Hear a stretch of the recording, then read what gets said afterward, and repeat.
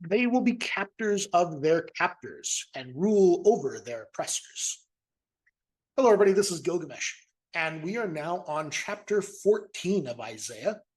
And this is a very lengthy and interesting chapter with lots of theological implications to it, so it's a pretty long subject to cover. I'm going to cover it in a couple of videos, and they're going to be very uneven in length. This is going to be a pretty short one, because as we left chapter 13, we talked about the fall of Babylon.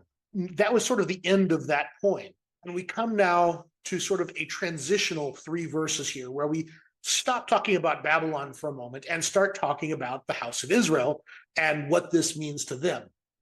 And so these 3 verses are sort of a what's happening meanwhile as Babylon has fallen. And so we take a break from that. And then starting in verse 4, we'll go right back into talking about Babylon with a new poem that is substantially different and yet has many similarities and is quite interesting. But in this transition of these 3 verses here, where we talk about Israel, we're going to talk about something very different. It's going to be all about the reversal of fortunes, where those who were the dominant power have now become dominated. As we look at this, think of this in terms of reversal of fortunes. It starts off here in verse 1 saying, "For the Lord will have compassion on Jacob and will still choose Israel and will settle them on their own soil, and the sojourner will join with them and will attach themselves to the house of Jacob." First thing I want to note here is that the word Judah doesn't appear anywhere in here. We are speaking of Jacob and we are speaking of Israel. There is no longer a distinction, it seems, between the southern kingdom of Judah and the northern kingdom of Israel. It's treating them all as one, a united Israel again. And so that's one of the first things to note here, is we no longer seem to have the division which existed in Isaiah's time, and as far as he knew, would exist forever. He's seeing this as a unified Israel. Also, we can probably assume this is well after the destruction of the northern kingdom. So this is a return of that northern kingdom that was destroyed. They're going to be returned back to their own soil, but they're not going to be alone anymore. There's going to be with them the sojourner. The Hebrew word is ger. And this is a resident alien, somebody who is from a different ethnic stock who lives in the community of the Israelites. The idea of non-Israelites joining the community of God's people is a recurrent theme in Isaiah. And many people associate it with later ideas in Isaiah, but yet here it is in the beginning portion of the book, only chapter 14, and we're getting this idea. Now, the problem with that, of course, is that those who would like for this to be a thing that is part of later Isaiah have a very simple solution to that. They simply say that this is also later Isaiah, that this is the indication that this was written later and not during the time of the original Isaiah. But that's a bit of a circular argument. The argument that the latter half of the book has this idea, but then when the idea appears in the early part of the book, then we simply make that part of the later part of the book that was added later. That's not a way to reason through anything. It seems here, though, that Isaiah throughout has this idea of this being a bigger act of salvation than just the Israelites. And we saw this in all through Isaiah, where all nations are flowing to the mountain of the Lord. So there's going to be attached to Israel these strangers, these sojourners, these ger. And to put it in perspective, Moses described himself using this term, that I am a stranger in a strange land. Same word. So there's going to be these people that are immigrants that will be part of Israel, that will be ethnically different than Israel, but will become part of them. And so this will be a bigger thing, and they're going to attach themselves, they're going to join themselves with the house of Israel. This is an important concept here, that they aren't going to exactly be Israelites, but they are going to be Israelites in every way that is important. And so the idea that Israel then becomes sort of this symbolic idea of an idea more than an ethnicity is really important to Isaiah. As we look at this, what is it to be an Israelite? It seems to be much more about allegiance and focus than it is about genetics. And that seems to be part of what Isaiah is talking about here. It then comes into verse 2, and the peoples will take them and bring them to their place, and the house of Israel will possess them in the Lord's land as male and female slaves. A lot to unpack there. First of all, it talks about that the peoples, plural here, so nations, different groups of peoples, multiple peoples, are going to be involved in returning them back to their lands. This is not going to be a case that Israel somehow redeems itself. They are going to get assistance from multiple nations. It would seem like these have to be at least a portion of those ger that are going to join themselves to Israel will be part of these people that are assisting them to get back there. Now, in other sections of Isaiah, we're going to see him be even more flamboyant about this, about it being kings and queens that will assist them to their place. But here it is just simply the peoples that will do it. But then it has this interesting thing here of the house of Israel will possess them in the Lord's land as male and female slaves. That sounds like a very negative thing to say about people that are assisting you to return to your homeland, that you're going to put them into slavery. And this brings in the very complicated relationship with slavery that the Bible has. Part of this is we see it through an American lens. And in our American lens, when we mention slavery, we immediately think of the terrible chattel slavery that is part of American history, particularly as it happened to the African slaves who were imported to the United States and were treated so awfully. And it is hard to separate words like slavery from that. Now, we have to, though, look at this through the lens of Isaiah's time and what this meant to him and what it was to be a slave. The Hebrew word is eved. And there's a separate word for female slave, which is shifcha. As we look at this, we have to ask, is this the kind of slavery we think of when we think of American slavery?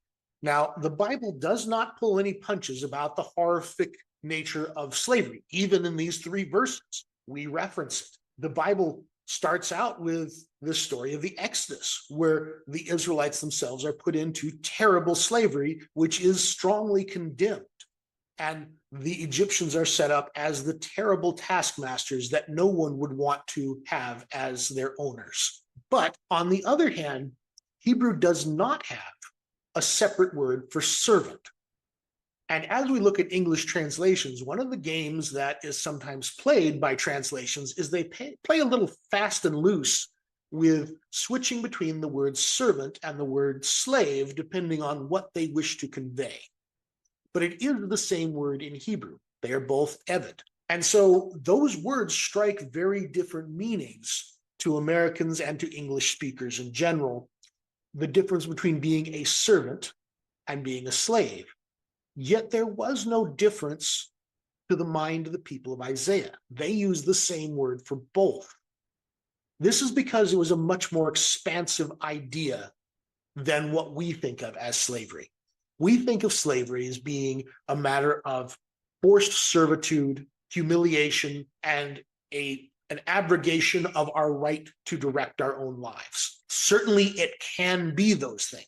And the Bible is replete with stories about it being those things, starting with the slavery to the Egyptians, going through to the experiences of Daniel and his compatriots. There were some serious problems of being taken and pressed into servitude, especially where it refers to it as hard servitude.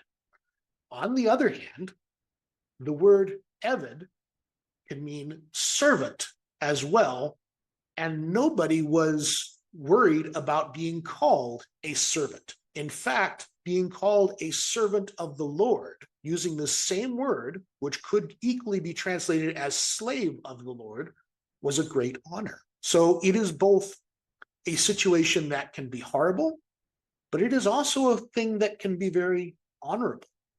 People who had high positions in the palace under Hezekiah, we found their royal seals, and I've actually shown it on previous videos, they bore this same title as eved, servant of the king. slave of the king, if you will. And so clearly neither of these words are quite capturing what this means. We have to go to a little bit of an older, more foreign model to start to comprehend what this word means. The best model to start thinking of it in terms of is we have to go back into the idea of feudalism. Now, I'm not saying that this was exactly like European feudalism, but it gives you the idea that everyone had a master. Everyone reported to someone to whom they were subject to loyalty and an oath of obedience. Nobody was really a free agent.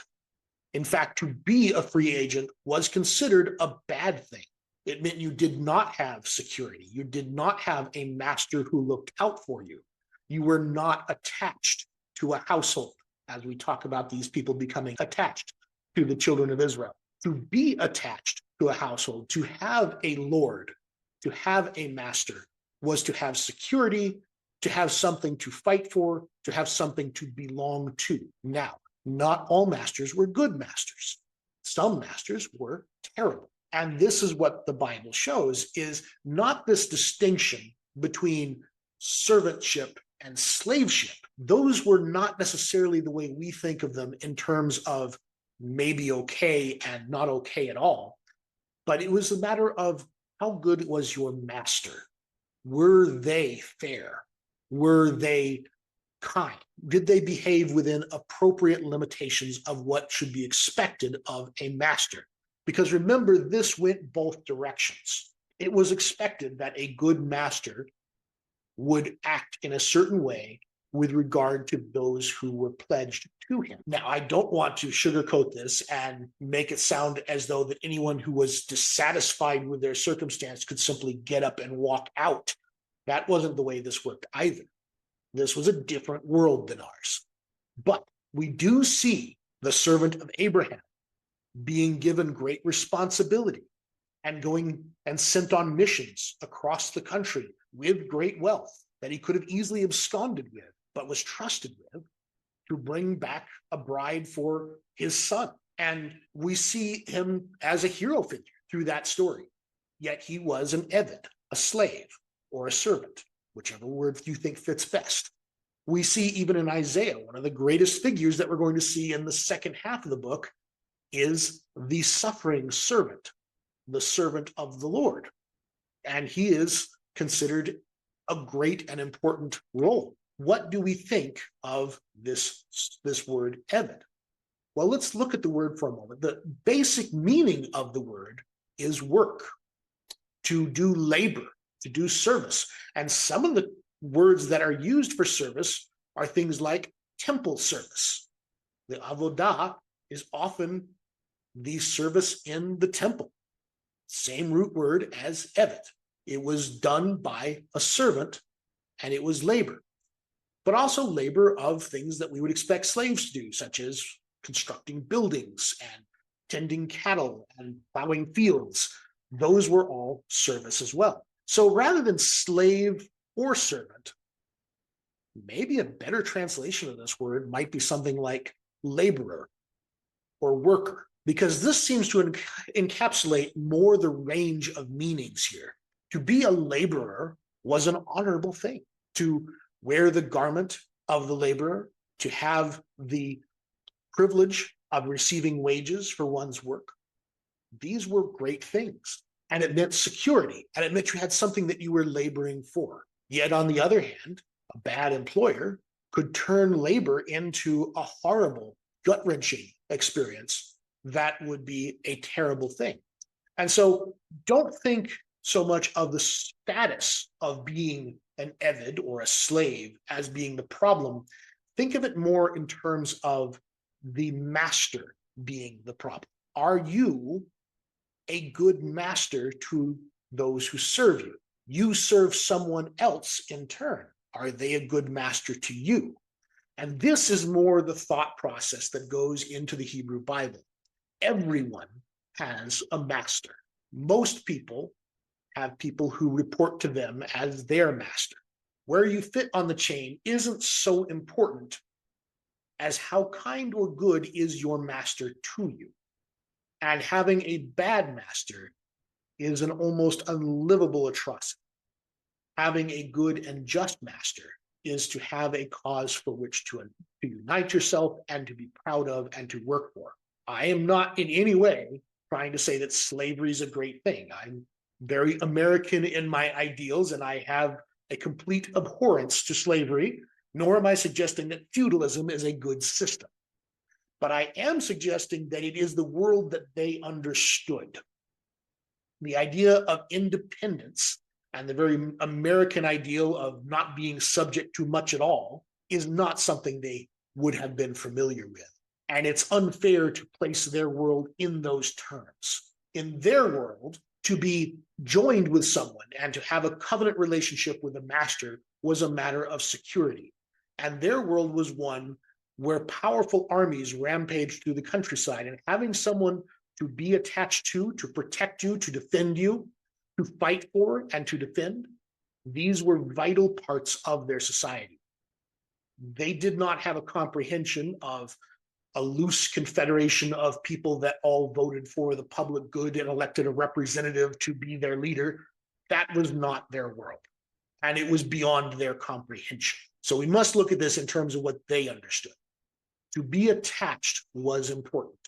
To be a good master was important.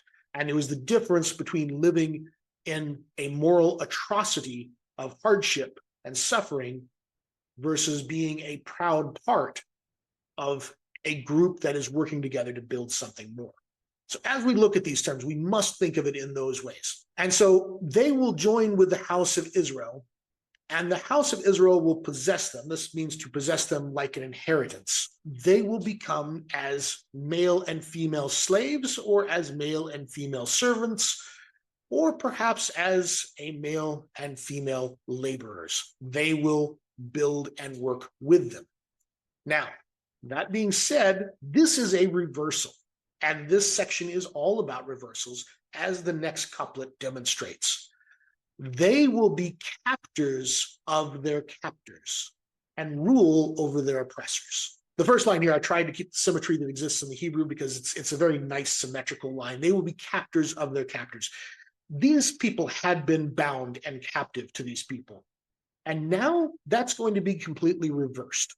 In the American Civil War, since we're talking about that for slavery, there was a neat story, and it was brought out in Ken Burns' great documentary on the subject, where a Black Union soldier spotted his former owner among a group of Confederate prisoners. And he came up to him and said, "Hello, massa, bottom rail on top this time." What he was referring to is a split rail fence where you have multiple rails that gets attached to various uprights, making a way to hold in cattle. Repairing these fences was an important part of things. And what he's saying is that the rail that was on bottom is now on top, because he, as a Black Union soldier, was now in charge of and had captivated his former white Southern master. Now, that's justice.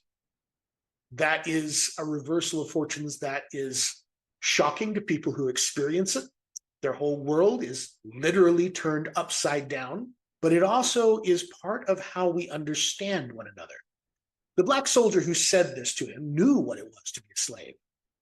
He had every right to exact vengeance upon his former master, to put him through the same suffering and hell that he experienced himself, perhaps. And I don't know if this was a kind master or a terrible one.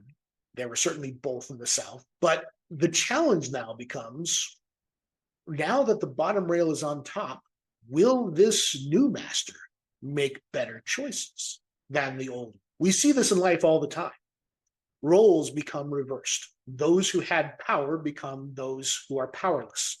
Those who were oppressed suddenly have the ability to themselves be the oppressors if they choose to. And so it's not so much the role that people have in society that becomes important, but what they choose to make of that. And as we look at this and this reversal of fortunes, it's easy to think that this is simply some vengeful statement that they're going to be in power now and they will exact vengeance on their former oppressors, just as vengeance was exacted upon them. But I don't think that's the message here. This reversal is all about them making better choices when placed into the exact same circumstance.